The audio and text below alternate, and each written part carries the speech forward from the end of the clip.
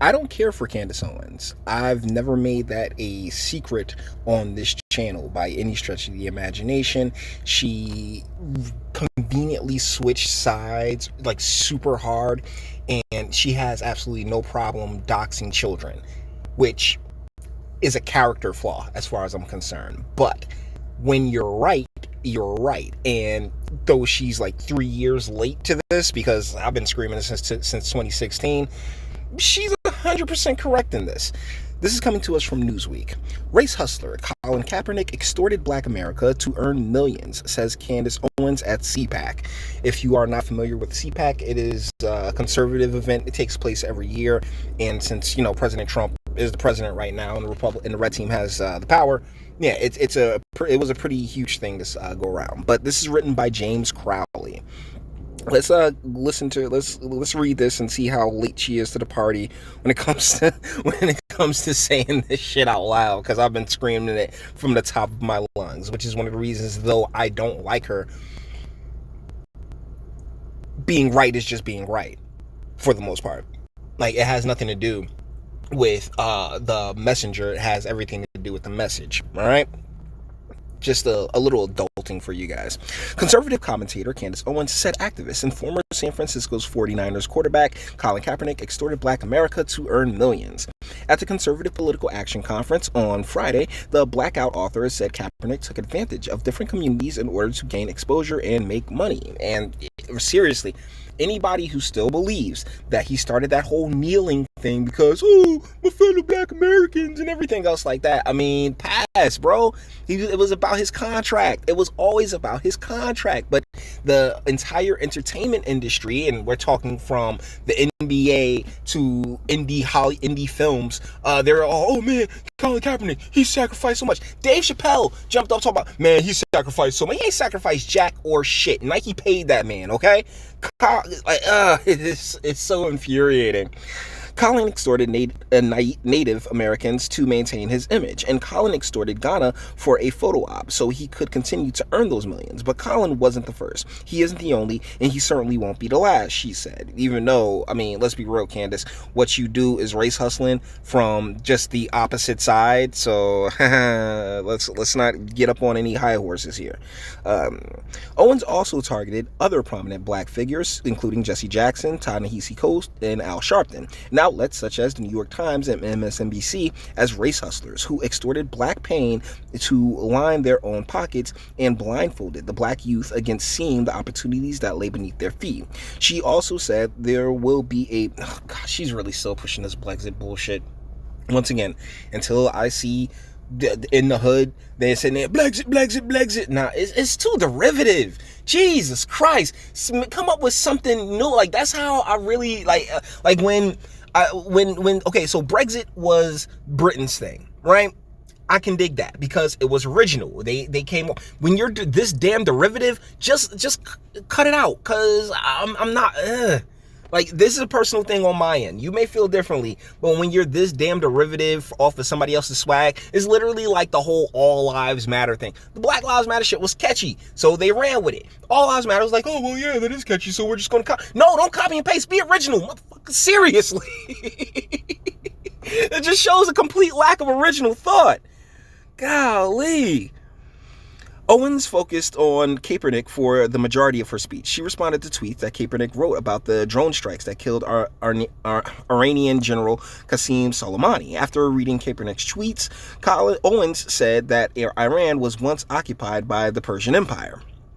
That particular country of Black and brown bodies used to be known as Persia, and rather unfortunately for his implied theses regarding their perpetual victimhood at the hands of white people, Persia used to be an empire, she said. Quite literally, an imperial dynasty for 200 years, almost as long as America's been alive. It was once the most powerful state in the world, imperializing regions from Egypt to India, regions of, you guessed it, Black and brown people.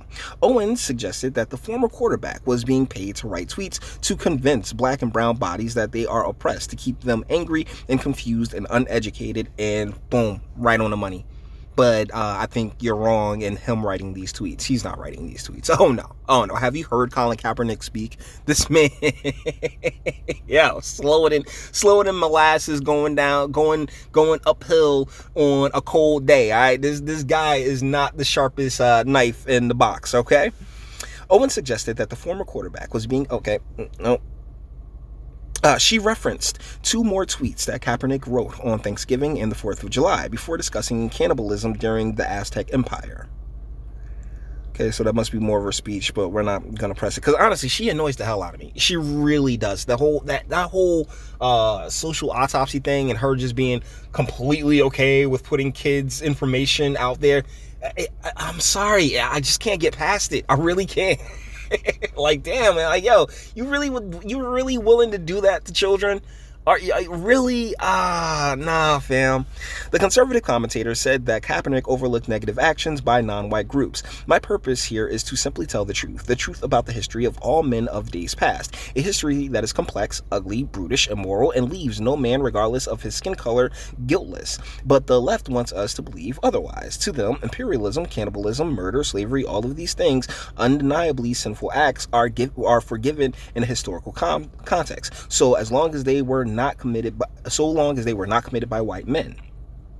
Jeffrey Nailey, Kaepernick's agent, did not immediately respond to Newsweek's request for comments. Attempts to contact Kaepernick directly were unsuccessful. Owens told Newsweek in an email that it's hard to refute her speech when viewed in its entirety. There isn't a single person in America who can watch my speech in its entirety and disagree with one word I said. Only people who read out of context snippets will find any room for disagreement, she said. I'm not gonna sit here and watch the entire speech. We're not doing all that. But at the same time, from what we're gathering, she's right. She's 100% correct on the money when it comes to Kaepernick, and like how he really exploited the circumstances in Ferguson and a lot of the quote-unquote racial tensions that was taking place at the time. And don't get it twisted, there's still racial tensions. I believe there will always be racial tensions, but with the amount of hoaxes that have been uncovered over the last few years, particularly Juicy Smollett, there's absolutely no it's really hard to just wrap all your emotions into any one thing that you hear, because the chances of it being complete BS is very, very high. So on one hand, I will commend Miss Owens. I want to say, yeah, well, good job. This was really, really good. I've been saying this for like a few years now, but the fact, she got in front of a much larger audience than I could and came out and said it. That's fantastic. But at the same time, still not feeling a brawl like that. I'm sorry, particularly those y'all I want Candace Owens to be president. Nah, fam. Like, who says this shit? Because I'll be seeing people just like, oh, she's so smart, she's so intelligent. Like, these are things we all really kind of already knew. But if it's new to you, then I can't. If she's the one that opened up somebody's eyes to it, then I can't sit there and deny that. I'm not going to sit there and be like, oh well, no, that's not what we do over here. Because the main point of what I do is try to be fair. Like, I understand that there's times I get emotional. I understand that there are a lot of individuals and circumstances that get under my skin. But for the most part, I try to look at it from a fair position, and that's not to confuse fair with unbiased, because I do have my biases. The difference is that I acknowledge them, and particularly when it comes to females, I am very like, oh yeah, okay, yeah, she could convince me to do some stupid shit, So with that being said, we're gonna bring this one to an end. All the internet stuff. If you like to toss it a like, dislike, go ahead, do that too. Nobody's scared of you. So if you enjoy my fantastic voice and you want to get videos like this, every single day, share, because sharing is caring. And YouTube and bitch shooting, like, aren't the biggest fans of your boy over here for very obvious reasons. Bang the bell for notifications and speak. Let me know, what do you guys think in the comments? Like I said, you can go and check the official elected official channel. I've done videos on this talking about Colin Kaepernick, why Colin Kaepernick was completely being disingenuous and extorting the exact same pain and struggle she speaks of, for, for his own profit, for his own gain. It was never about actually fixing any of these problems. And it really isn't. And I'm not really quick to say, oh yeah, it's about fixing the problems for Candace. It's a grift. I don't want to sit here and say grift, because she's saying the right shit, but she's saying the right shit, after being on the other side, first and foremost, and secondly, as a means in which to, maintain herself and make her own bread. But as far as going into these urban spaces and actually trying to fix these things, going after these politicians and these electeds that continue these policies that haven't helped anything, it mum's the word. So it is what it is. Guys, let me know what you think in the comments, okay? And until the next one.